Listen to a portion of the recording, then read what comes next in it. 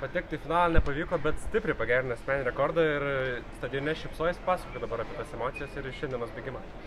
Tikrai nebūčiau pagalvos, kad 1:57 nepaklius į finalą, nes su treneriu šnekėjom, kad matėm, kad esu geroj formai ir galima bėgti iš 58 ir tikrai tikėjomės, kad gal to ir užteks, kaip ir užteko, buvau biški prie lėtesnės pusės, tai aišku gaila, bet, ketvirtas startas, 1:57, tik tai galiu džiaugtis, kas laukia ateityje. Tokiu laiku pirmam bėgime pusfinalio būtum buvus pirma. Ar net naudu, ar čia tokia tiesiog bėgimo realybė, kad taip susiklostė?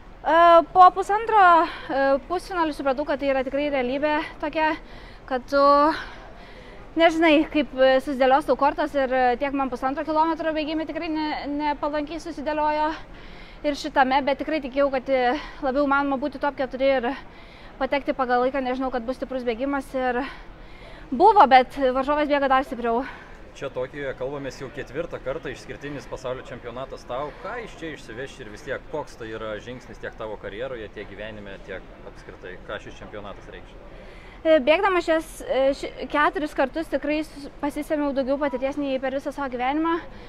Tikrai išmokau, kaip susikaupti ir pasimėgauti ir nebūti per daug įsiblaškiusiai, nes manau, kai įsiblaškiusi esi pridarai tiesiog nereikalingų klaidų, tai tikrai išmokau būti ramiai ir susikaupti ir mėgautis to, ką darau ir manau, ateityje tikrai padės man siekti dar geresnių rezultatų. Kokia buvo taktika per šį bėgimą? Ką kalbėjote su treneriu prieš pusfinalį?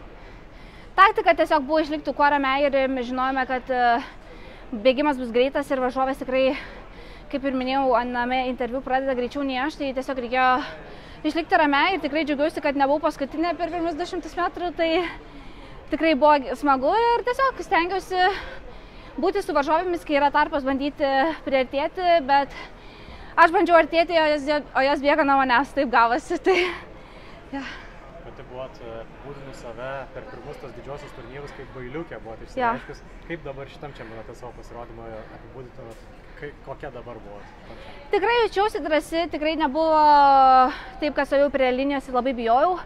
Mėgaujusi, žiūrėjau į žiūrovus, į atmosferą ir tikrai leidau savo suprasti, kad tai yra neeilinė galimybė būti pusfinalyje ir siekti aukšto rezultato kaip europietė, nes vis tiek tai visgi yra pasaulio čempionatas ir tikrai nekantrauju Europos čempionato kitais metais pamatyti, ką galiu padaryti tenais.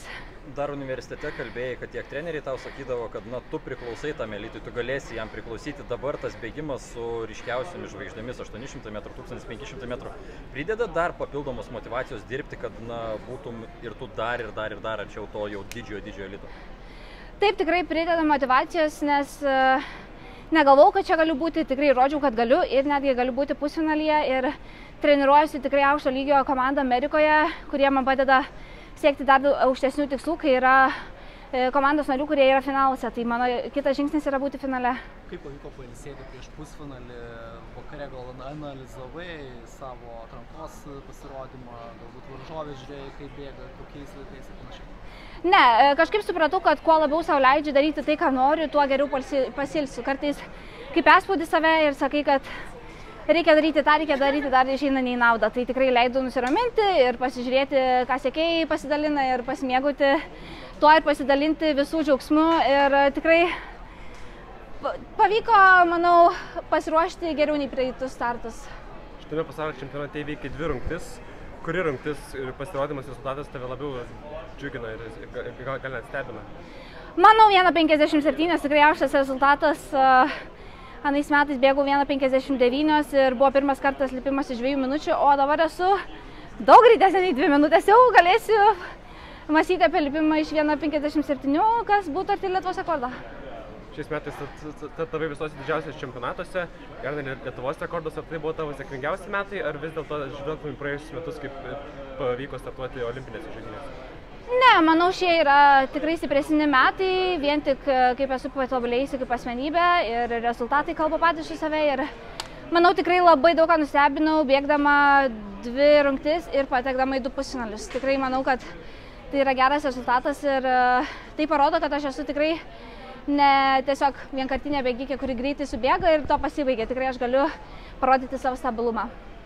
Čia čempionatas baigtas, bet apskritai pirmenybės dar nesibaigė. Ar lieki tokį, ar stebėsi likusias rungtis ir kokias tavo prognozės būtų ypač disko metikų trejetų? Taip, liksiu iki pat galo, nes finalai turėjo vykti 22 dieną, tai tada ir planuoju išvykti. Pasakiau Justinui treneriui, kad dabar vyksime į McDonald'ą atšvęsti, nes tikrai nesimėgau greito maisto restoranais kurį laiką, bet tikrai dabar ramia galva galėsime stebėti mūsų metikus, disko metikus ir manau, kad tikrai padarys mūsų Lietuvą, leis ko džiaugtis ir labai laukiu ir nekantrauju, ką jie gali parodyti ir garsinti tokią nedidelę, bet nuostabią šalį Lietuvą. Prieš startą transliuotojų kamerai parodė širdutę, kam siuntei linkėjimus.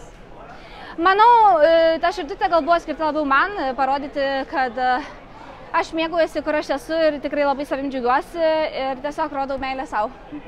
Ar patinka apskritai bėgti ilgesnius nuotolius, galbūt ateityje tave išvysim ilgesnėse distancijose, iki kilometrų? Tikrai stebėkit, nes jeigu nepamiršat, buvau barjerininkė, tai gal kažkur nukreips ateityje mane tie barjerai.